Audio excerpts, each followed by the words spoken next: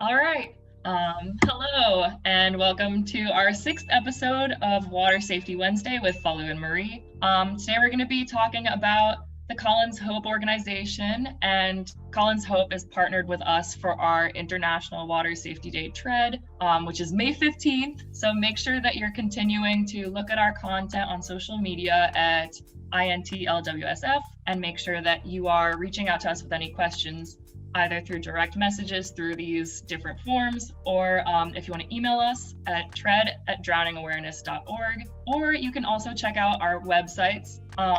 Those websites include internationalwatersafetyday.org, or you can also go to treadathon.org/worldlargest. And Falu, would you like to introduce our guest? We're here with Alyssa Magrum. She is the executive director of the Texas-based water safety nonprofit, Colins Hope.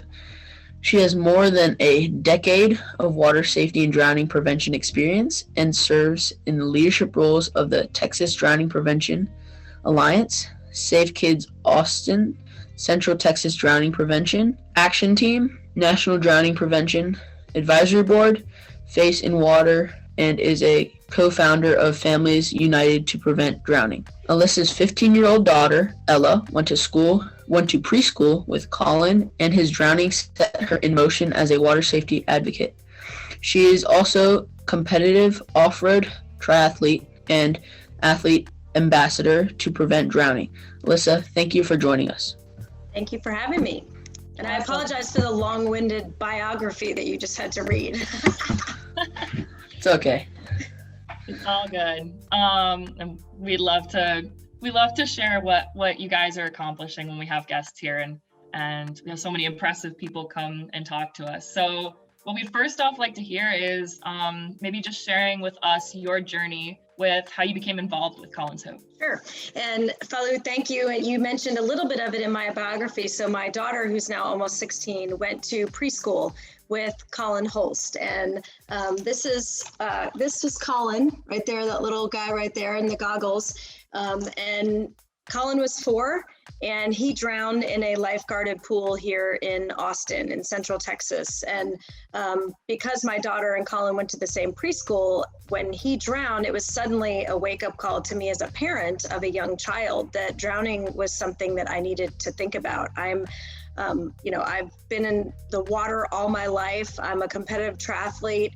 She knew how to swim when she was across the pool when she was 2 years old, but I had never thought that drowning was something that could impact my world. And when Colin drowned, and he was 4, and he had swim lessons but wasn't a strong swimmer, but he drowned in a lifeguarded pool with family and friends present. And after he drowned, it was a wake-up call. And so his parents, Jeff and Jana Holst, are the founders of Colins Hope. And so Colin drowned in June of 2008. And in August of that same year, so 3 months later, they started Colins Hope as an organization. They really didn't know what they were going to do, but they knew that they had lost their son to something that could have been prevented. And they learned the statistics that drowning is the #1 cause of unintentional injury-related death for children under 5, and Colin was 4. And it's a leading cause for ages 1 to 14, but it's preventable. So when they learned that they had lost their son to something that could have been prevented, they vowed to do something so that no other family would have to go through what they did. No other family would have to lose a child to something, or almost lose a child to something that could have been prevented. So as a parent, when the organization started, I got involved immediately as a volunteer. And one of the very first things that they did was they did a kids triathlon to raise awareness and funds. And I'm a triathlete, so that I started volunteering with that. And then I had hip surgery in 2010, and as a triathlete, that's swimming, biking, and running, and I couldn't run or bike for about 6 months, so I needed a swimming goal. So I decided, I'll just swim 4 miles and raise $10,000 for Colins Hope, or I think it was $20,000. And it ended up that a bunch of people wanted to do it with me, and so we ended up with this big event, which is now one of our biggest fundraisers. And so my involvement just kept getting more and more over the next 2.5 years. And then Colins Hope decided they wanted to hire, it was all volunteer led for the first 2.5 years, just passionate people who had some connection to the family or were passionate about water safety. And then they decided as an organization about 2.5 years in that they wanted to have an executive director, a person who was a paid staff member, to be running the organization so that they could make a bigger impact and have someone working on it really 24 hours a day. And so I left my very stable job. I used to work for another nonprofit organization doing dropout prevention, so helping kids be successful in school. So I left that job and was the first staff person to begin leading this organization. And I said, oh, I'll do this for 5 years. I had just gotten my master's degree in organizational leadership and ethics, and it was a challenge to start this organization and get it on a path to be doing great things. And I was like, I'll do this for 5 years and then I'll do something else. Well, I just hit my 10-year anniversary in December. So I've been here more than 10 years. And it's kind of a thing where once I got into it and once I started doing the work and once I started meeting the families, so Colin's family, but there's, the Families United to Prevent Drowning, which Falu mentioned, is a group that, all of these families have lost or almost lost children to drownings. And so I started working intimately with those families to help do this work together. And it got in me. And as a swimmer and as an athlete, it's something that I think everyone needs to think about, but a lot of people, including me, didn't know that we needed to think about it. And so that whole thing about preventable, we can end this. So that's been my history, and I came into it not knowing a lot about water safety, and after a decade plus now, I feel like I know way more than I ever wanted to know about water safety and drowning prevention. How does Colins Hope address water safety's importance for all ages for those above 6 months? Sure. So at Colins Hope, we exist to educate parents, caregivers, and children about water safety. So we really do two different things. We look at parents and caregivers and we say, okay, a parent, a grandparent, a nanny, an au pair, a babysitter, anyone who's going to be taking care of a child and who might be near water, around water, a bathtub, backyard pool, kiddie pool, community pool, beach, river, lake, anyone there. We want to educate them about that the statistics around drowning and that it is something that they need to think about. And then simple layers of protection that they can put in place to prevent a drowning from happening. So that's constant visual supervision. That's being we call it a water guardian. You might have heard the terms being a water watcher. So that's actually watching children when you're near around water and undistracted. So not looking at your phone, not being in conversation. We talk about the importance of learning how to swim and that's a layer of protection. The importance of putting multiple barriers to water. So that's fences and locked gates and door alarms and pool covers and all those things. So we talk to adults and caregivers about those things. Don't leave a child unattended in the bathtub, all the things. And then we also decide, okay, we can educate parents and caregivers, and they're one thing, but we need to teach children at the earliest of age, just like we teach kids to buckle a seatbelt or put on a bike helmet or hold a hand in a parking lot or look both ways before they cross the street or don't touch a hot stove or stay away from the poison in the medicine, all those things.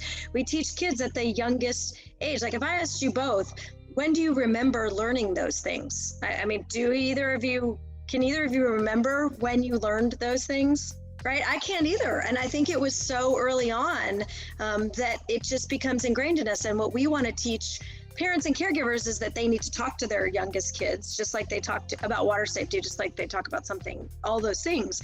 But then we want to teach our youngest children from the earliest of age, water safety rules, behaviors. It's all about creating safer behaviors around water.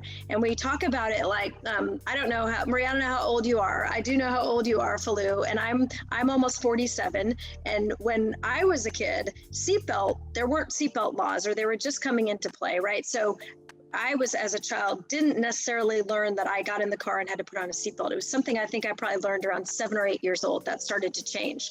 But now, Falu, for example, I know you're 14 and my daughter's 15. She's got her driver's license permit and she's learning to drive. She gets in the car and she puts on the seatbelt. It's not something that I have to even say because she grew up learn it. That's a behavior. It's the culture of seatbelt safety. Well, we're trying to do the same thing and shift an entire culture of water safety so that kids that we are raising now grow up learning that they need to wait for a grown-up before they go to water, that they need to wear life jackets in open water, or that they need to ask for an adult to be their water guardian. So these things, so that's we exist as an organization to help do those things. And sometimes that means putting up, we just had a bunch of highway billboards that went up around Central Texas talking about water safety. Sometimes that's coming on things like this and talking about it, because if you talk about it with more people, then it becomes in front of people's consciousness. Sometimes that looks like advocating for legislation. We have 5 different water safety bills that are in Texas right now that we're trying to get passed that will add water safety. So at Colins Hope, we are doing a lot of different things, but our real goals are educating parents and caregivers and children about how they can create and develop safer behaviors around water. So how can Colin's story and the work that Colins Hope does really resonate with anyone? So I think one thing that everyone should know is that no one is drown proof. So that means you're not, I'm not. And I think that's something that we try to talk about in our work, because a lot of people, and I think if you talk to any of the families that are in this Not One More Drowning Stories collection who have lost a child or a loved one to a drowning, or almost lost a child or a loved one to a non-fatal drowning, they didn't think that it would happen to them. And I think a lot of people don't think that the faces of drowning look like their face or look like their child's face, or a lot of people think, oh, it's only that under 5, and that's certainly a group that's the highest risk for drowning. But no one, I think, who has I'll hold up, this is Connor Gage, and Connor was 15 and he was a strong swimmer, and he did a flip off of a boat dock and he wasn't wearing a life vest, and he landed badly and he went under.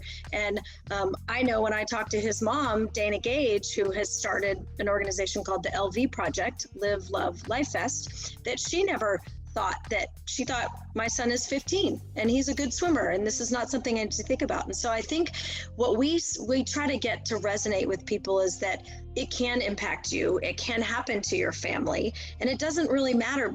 Drowning has no boundaries. So if you think about it, like, it doesn't matter your age, your race, your gender, your socioeconomic status, your swimming ability even. Drowning can impact you. And so we talk to that, and certainly we target the youngest, but we talk to everyone. I mean, I've mentioned that I'm a competitive triathlete, and that means swimming, biking, and running. And I do off-road triathlon. So I do open water swim, mountain bike, trail run. And I went to Maui, Hawaii to compete in the World Championships. And the swim was in the beach, and the surf was coming in, and we ended up in 15-foot waves. And that's really big, by the way. And I had an incident where I almost drowned. I got pinned by 3 different waves, one after the other. And I remember being under the water thinking, I am a strong swimmer, I am the water safety lady, and I am about to drown. And for whatever happened, I was able to come up after the 3rd wave, and there was a break in the sets. And so I was able to finish. And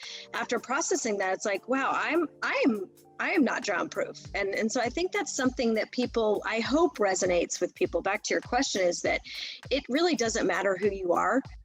You are not drown proof. And I will argue with anyone, lovingly, compassionately argue with anyone around that who tries to say that they are. And then you add in things when you're talking to people, and if you add alcohol and water, or you add heat, because a lot of people, you're in the heat all day, and all these things around water. Water is inherently dangerous.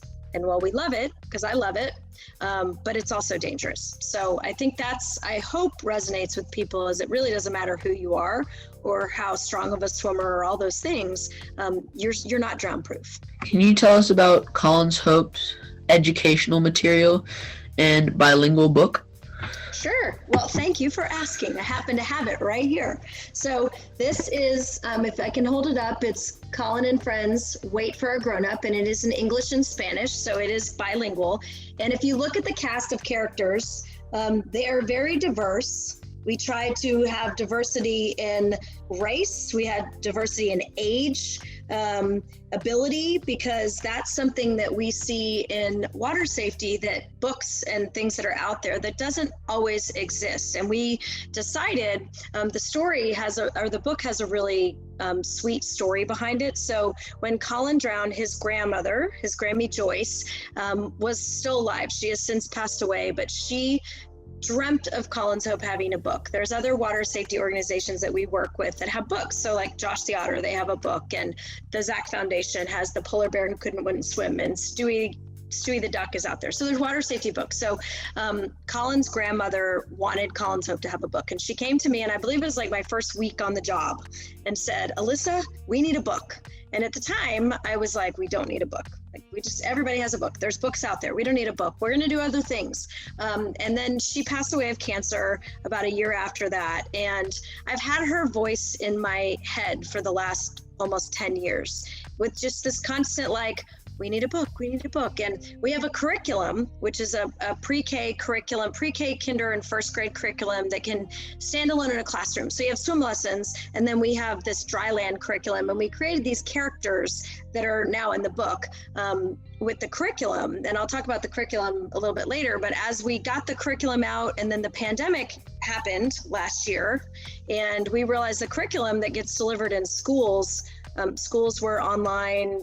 Everybody was trying to survive doing online school, and we turned everything that we did at Colins Hope into virtual online stuff. And I suddenly had this space in my day when I wasn't driving around doing work, and suddenly this book started writing itself. And so I literally sat outside at my backyard. I have a blue picnic table, and I would sit out at the blue picnic table, and the book just poured out of me. And I really think it was Colin's grandmother's sort of she was on my shoulder or something. And so we wrote this book, and our graphic designer who created the characters for the curriculum, I called her up. Her name's Tammy Stanley. And I called her up and said, I need some more characters. I need to illustrate this book, and I want to do it.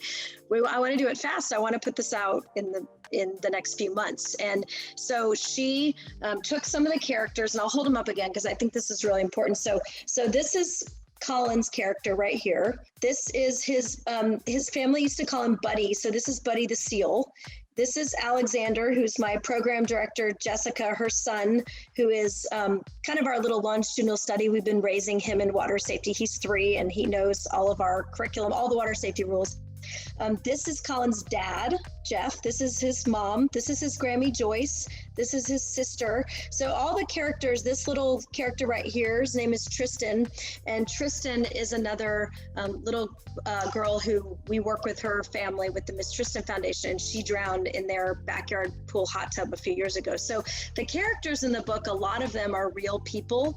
And so it's amazing to see the characters come into development. And now this book teaches, it's not a storybook, and I think that's important. So if you read, there's stories that talk about, whatever, the tortoise and the hare, and there's a whole storyline. The point of this particular book is this one thing right here: wait for a grown-up. We are wanting to teach the youngest children, and it's a board book, so it's for the earliest of age, but we want to teach the youngest children that one simple thing: wait for a grown-up before you go to water.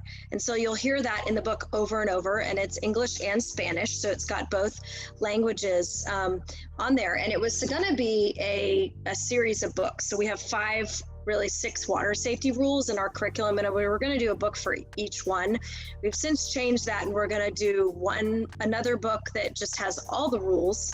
So here are the whole hand rules, and I can go into them, but we have these rules, and the rules are wait for a grown-up should watch you, learn to swim, wear a life jacket, and then we have stay away from drains, where we teach drain safety. And we actually added open water safety because we saw that younger kids were drowning in ponds or in beaches and lakes. And so now the next book is going to go into all these rules, whereas this one teaches the first rule. And then we're going to do something for older ages. But this book is incredible because it's we're distributing some of them to underserved communities, so communities that might not be able to buy the book. So we work with our community partners. There's a program called Women, Infant, and Children, WIC, and it's we donated some books to our local WIC, so they're handing them out to families that they serve. We have some books going out through mobile health clinics in East Austin so that we can get those. And then we have people can buy the book at collinshopestore.org. It's $10, and the book, all the proceeds from the book go back into the organization to do this work. In essence, they'll probably be going back into creating the next book. But we really feel like this is something that it costs $10 if you buy it, and we can get that water safety to our earliest of ages. We've got people giving the books at baby showers. We have a Collins pediatrician, Dr. Ari Brown, she bought a bunch of books, like 750 books, and she's giving the books to all of her patients who are 5 and under, who are in that, and we give it with a parent information. This is our parent caregiver water safety card. So this is what we give to parents. So we give a book and a water safety card, and then our bookmark, which has all the rules. And on the back of the bookmark, it says my family's water safety rules. So we ask parents and kids to talk about water safety rules, because you have rules around a lot of other things in our world, and we teach our kids rules, but we don't necessarily teach water safety rules. So that was kind of a very long-winded answer to your question about the book, but we're super proud of it. I don't feel like we couldn't find another book that was bilingual. And we also wanted it to be a book where any child who is reading it could see themselves in the book. How can people become more involved with all the awesome work that you guys are doing with Colins Hope? Sure, they can go to our website, which is colinshope.org. They can also, we have an online water safety quiz, and I'm going to throw down the challenge to both of you to go take it. It's colinshope.org/quiz, and it's 10 questions, everything from don't leave a child unattended in the bathtub to how to get out of a rip current. Do either of you guys know how to get out of a rip current? Okay, so you need to go.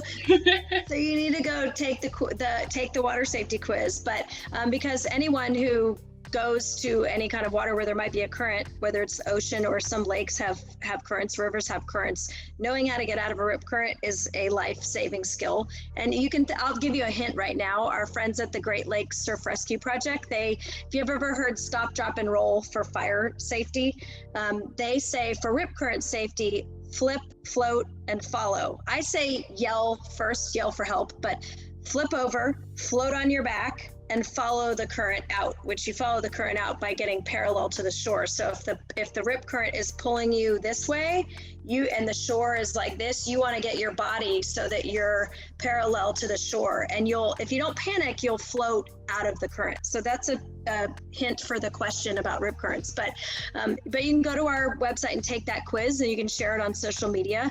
We've had over 12,000 people from like 45 different countries around the world take and share the quiz. It's a simple way to educate people, and it's free, and it's in English and Spanish. So that's one way people can get involved in a simple way. They can follow us on social media. We're on Facebook and Instagram and Twitter. We do a lot of live broadcasts on Facebook. During the first 4 or 5 months of COVID, we were doing every single day. Like what you guys are doing for this, we were doing it every single day. And we were targeting some of the broadcasts to parents and caregivers. Some of them we were teaching the lessons of our curriculum.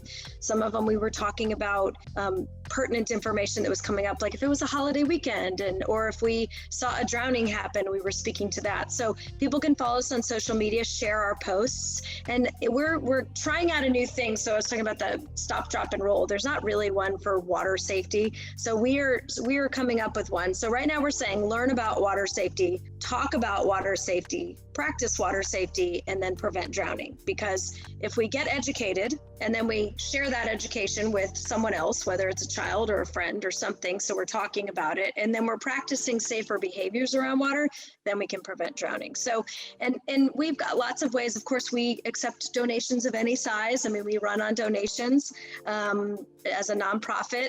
We have some virtual events coming up this summer. We're participating in the Tread, which I know we're going to talk about. So we're participating in that, but we also are participating through May through August. Our athlete ambassadors can sign up to You pay like a $50 registration fee, and then you can sign up to run, walk, bike, swim, paddle, hula hoop. We don't really care.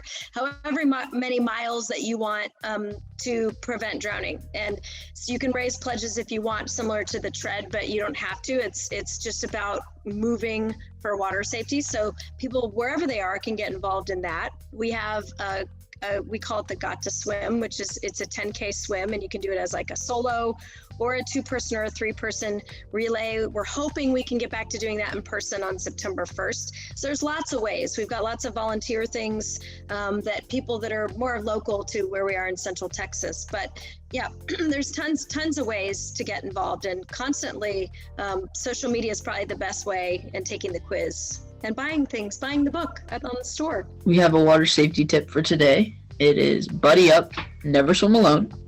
No one can help you if you get in trouble while swimming alone. You can't call for help. No one can throw you a life ring.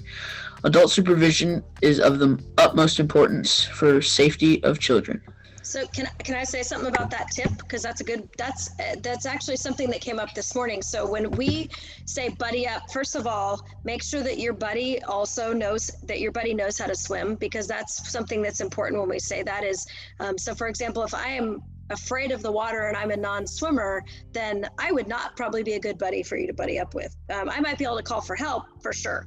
But if I'm swimming with you, I would be of no assistance. But then we teach yell, reach or throw, don't go. I don't know if you guys have ever heard that, but it's like yell for help. So someone, like if you see someone struggling, if I see my buddy struggling, yell for help.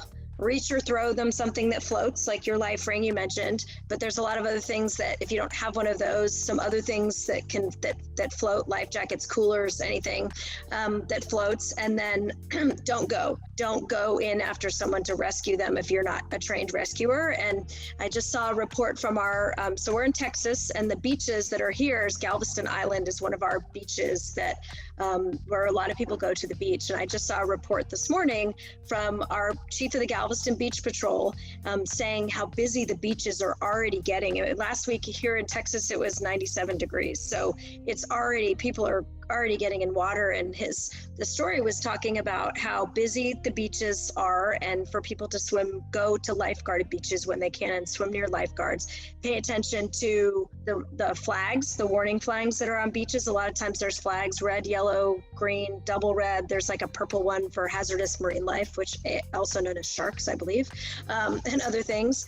And then there were multiple drownings. We've already had multiple drownings here. I just saw a report of a dad who went in to try to save his 2 children who were in a rip current, and he was able to get to the kids, but he did not make it, and he drowned. So that the buddy up thing, it's a great thing, but we can scaffold it up with some other. Make sure that your buddy for sure is one that can be a good buddy.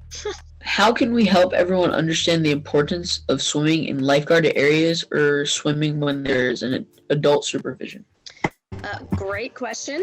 And I guess I started answering that in the last one with the lifeguarded beaches, but I know we tell people to whenever you can, to go to where there are lifeguards, certainly open water and pools if you can go to lifeguarded pools, but also to know that even if you go to a lifeguarded pool, so for example, if I'm bringing kids to a lifeguarded pool and I'm the adult, I still need to be what we call the adult water guardian. We have these handy dandy water guardian badges, and I go to a pool, and even if there's a lifeguard on duty, they're an extra layer of protection. I, as the adult, need to be undistracted and watching the kids trying to go to the bathroom or take a phone call or something. I physically transfer that duty to another undistracted adult and say, hey, you're the water guardian.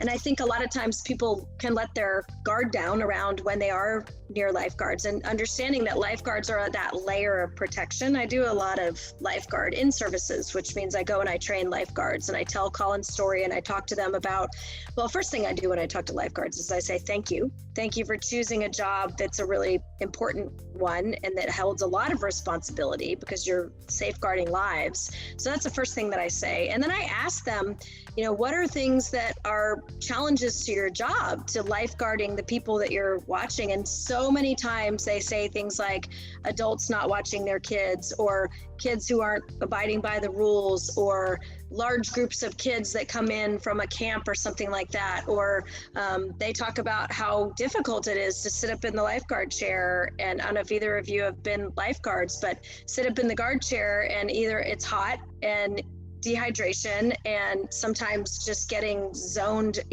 from being up there in the heat. And I know something that I see a lot with lifeguards at my pool when I swim is people trying to talk to the lifeguards while they're on duty and distracting them. It drives me crazy. And I always go and I try to help them out and say, can you please stop talking to them because they're on duty. But I think for people knowing that the lifeguards are it's for open water and beaches, like if you can go to where there are lifeguards, please go there and know that you're adding that layer of protection. And then if you're able to go to pools where there's a lifeguard, that's great. They're an extra layer of protection. They're trained to rescue. They're not trained. A lot of lifeguards, if I ask them the question, if I could tell parents or children one thing when they come to your pool, what would you say? And they're like, we're not babysitters. I've heard it thousands of times. And I think that's so important. And then for people that have backyard pools, for example, if they're going to their apartment pool and there aren't lifeguards on duty, that they point an undistracted adult to be the water guardian and watching, making sure, because sadly we see so many kids who drown while they're at a backyard pool party or a barbecue or a birthday party, and everyone thinks someone else is watching when they think they're going to hear something. And we know, well, you guys probably know, maybe people listening might not know, that drowning is fast and silent, and it doesn't look like this waving of arms that we often see in movies or TV shows. And so that person watching the water, whether it's the lifeguard and the water guardian or whatever it is, but how important that is. And we teach kids, when we teach children, we talk to them through our curriculum, we say it's okay to ask for an adult to watch you.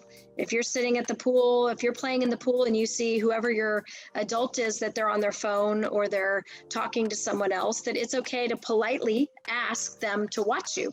And we teach kids. And I get lots of Facebook messages from parents that are like, thanks a lot, Alyssa. My kid was like, will you please put the book down and watch me? And I'm always like, that's awesome, because that's teaching that again from the earliest of age. So earlier you mentioned kind of how parents or guardians that maybe don't have the knowledge about swimming or the ability to swim, how they can help and what that looks like. And maybe you can expand on that more if you'd like. But we also are wondering, how would you define water safety and drowning prevention? And are they the same or different? Sure. I'll say one more thing about the first thing, and that's that I think people can get educated and people can get learn. It's that whole learning part. And I also encourage adults that I know I have lots of conversations with parents or caregivers who say, oh, I take my kids to the pool, but I can't swim. Or we go to the beach, but I can't swim. And I often have a really gentle conversation with those people, because a lot of people have had drowning incidents as a child, or there are lots of cultural things around going to water or not going to water. And I encourage parents, it's never too late to learn how to swim, or to at least learn basic safety and survival skills like treading water, which I know we're going to talk about, and like with the tread, and floating on your back, and only going in water that where you can stand, or in a pool or something like that. Like not being there are simple things, and I think that's something for parents and caregivers to notice, is it's okay for you to not know it all. And I know at Colins Hope, we want to help people learn more and be more confident and be more comfortable and be more aware that they need to learn about water safety and drowning prevention. And then the other question around, will you ask it to me again, the water safety drowning prevention one, so I can make sure I hit it. So kind of just seeing if there's any distinction between water safety and drowning prevention. Right.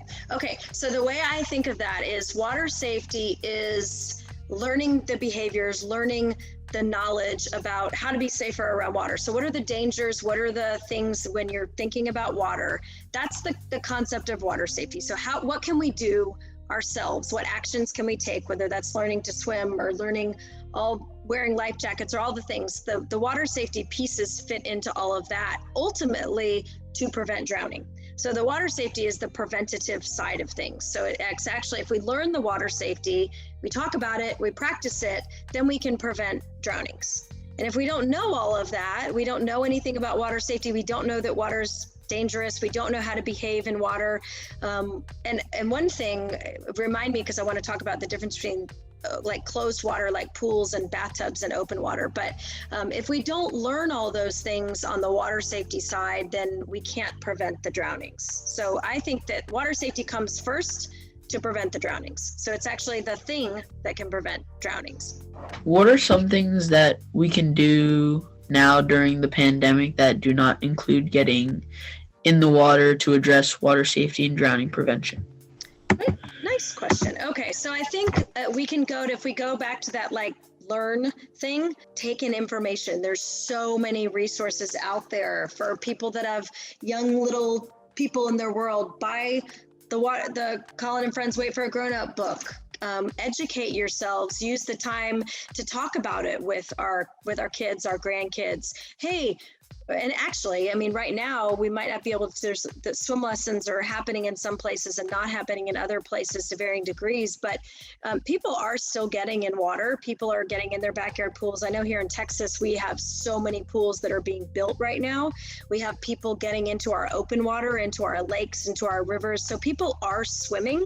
So in that case, it's like, okay, if you can't get into your formal swimming lessons right now, what are the things you can learn so that when you do get in the water, you can practice some of the skills? For example, one really great thing is if you have access to water, but you don't have access maybe to your swim lessons, practice learning how to float on your back, practice treading water, practice teaching your kids or yourself how to get in water and be able to get out of water. You know, there are, teach those water safety rules now. There's so much that we can do in the midst of the pandemic, and we're watching, right? So many people are watching videos or social media.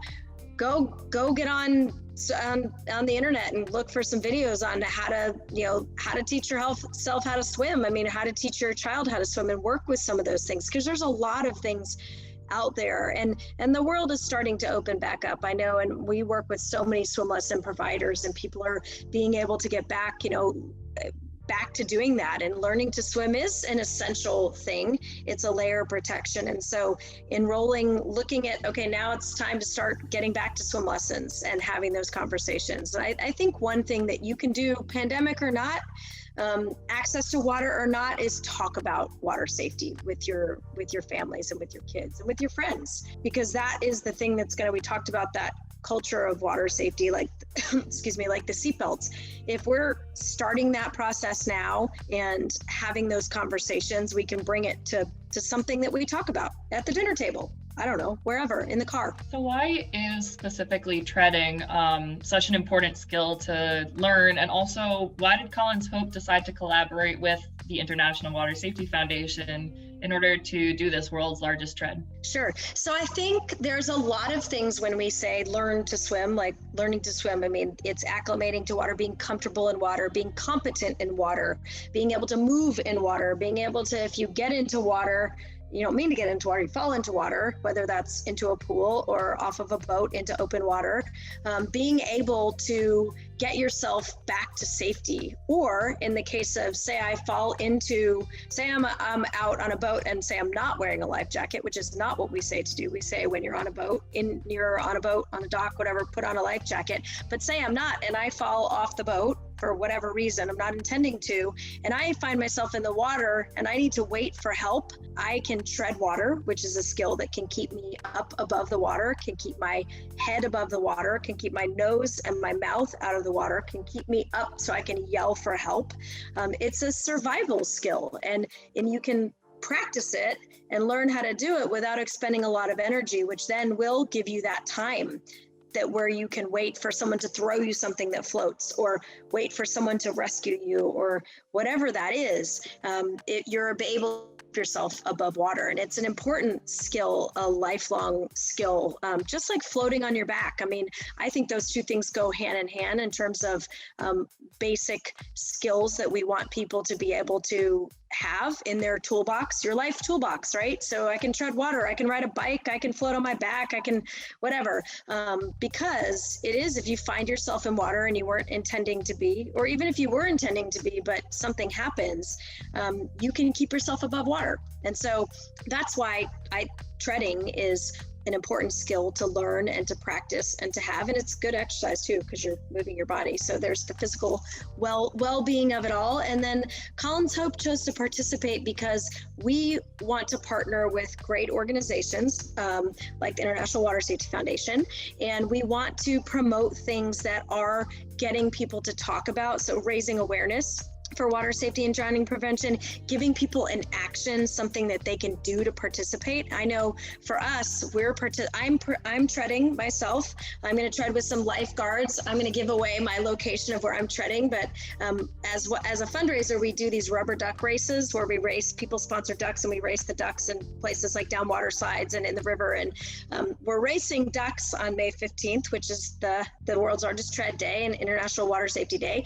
And we're doing one of our duck races in the Comal River here, and the ducks are going to race down. It's called the tube chute. They're going to race down these little waterfalls, and then after that's all over, I'm going to go up to another part of the river, and I'm going to do the tread there. And some of the lifeguards, who are the guards that guard that water slide thing, are going to do it with me, and some of our athlete ambassadors to prevent drowning are going to tread with me. We've also got a swim team that we're working with. They may not be able to do it on that day because they have a swim meet at that time, but they're going to participate. They're swimmers who are competitive swimmers, but they're going to participate. We're working with one of our swim school partners here, and to get their swim instructors and potentially some of their families that they do swim lessons to participate. So we are excited to participate and be a partner and get other people engaged, because again, it starts the conversation. If I say we're participating in the world's largest tread and we want to break the world record, or we just want to participate and be able to talk about it. It's something to talk about, which then causes people to be more aware, be more educated, and take action. So I honestly have not treaded water for 30 minutes at a time, and that is going to be interesting. And I'm pretty sure I can make it happen, but I think I might go practice a few times beforehand. Are you guys participating? Maybe. I'm not sure yet. I'll try. If there's no soccer. I think the answer needs to be yes. We'll have to do it at a soccer game. Okay.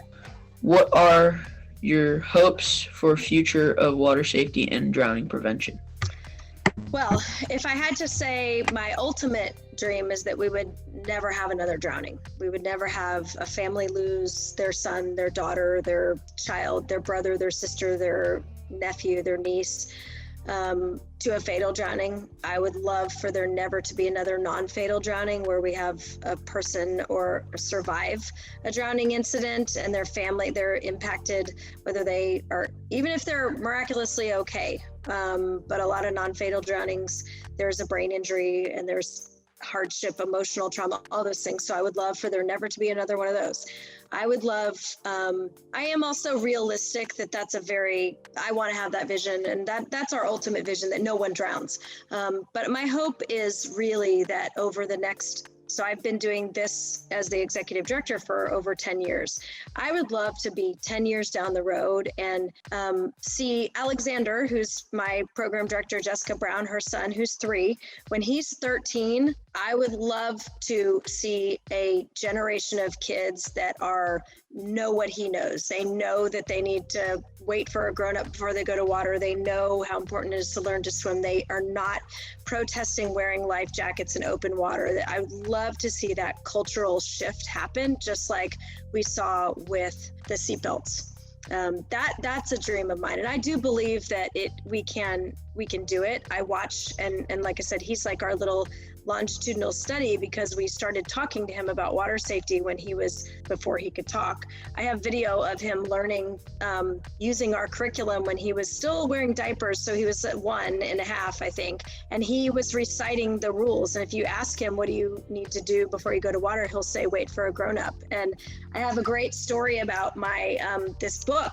So a really good friend of mine, her name's Perry, and she's a grandma, and she's an Ironman triathlete. She's an incredible athlete, and I swim a lot with her, but she's done multiple Ironmans. But she has a granddaughter named Avery, who's like 1.5, and she bought the book for Avery, and she reads Avery the book, and we were talking about that whole concept of it's not a story, it's a book that's teaching a concept and teaching something. And I was telling her, I'm like, if I just want kids to learn one thing from that book I wrote, I mean, it's repetitive in the book, wait for a grown up, wait for a grown up, wait for a grown up. And she said, Alyssa, if I ask Avery, what do we need to do before we go to water? She says, to grown up.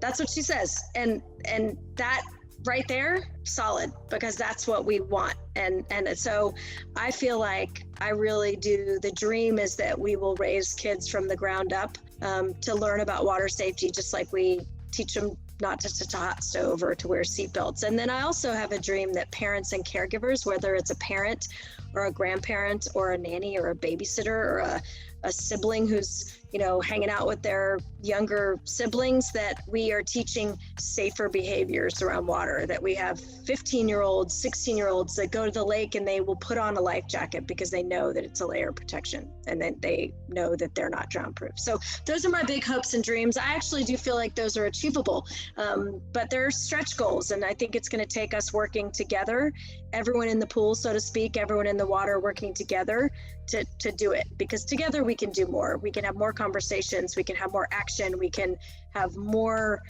people working on this. And so that's what we do at Colins Hope. We will partner with anyone that is willing to partner with us that can help us carry this message far and wide.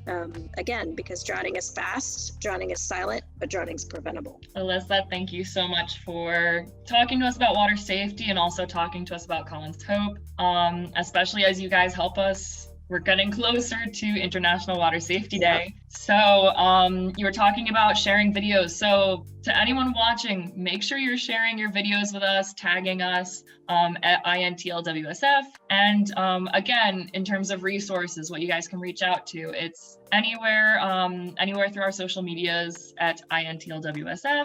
You can email us, tread@drowningawareness.org, or again, our websites are internationalwatersafetyday.org or treadathon.org/world's largest. And again, thank you so much. Everyone stay tuned. We're gonna be releasing some information about some exciting stuff happening with Swim Outlet. And we're just really happy to be working with such an incredible organization. And thank you so much. Well, thank you for asking me. Thank you for having the conversation. And I'm gonna challenge you guys, go take the water safety quiz, colinshope.org/quiz. And I can tell, I get them all in my email, so I'll be able to tell when you take it. And it's just an easy way to again, learn about water safety. So thank you for the conversation. You guys are doing fabulous work, and I'm happy that Colins Hope and me myself personally get to partner with you guys, because together we're saving lives. Absolutely. All right. Thank you. Yep. Good job, guys. Bye.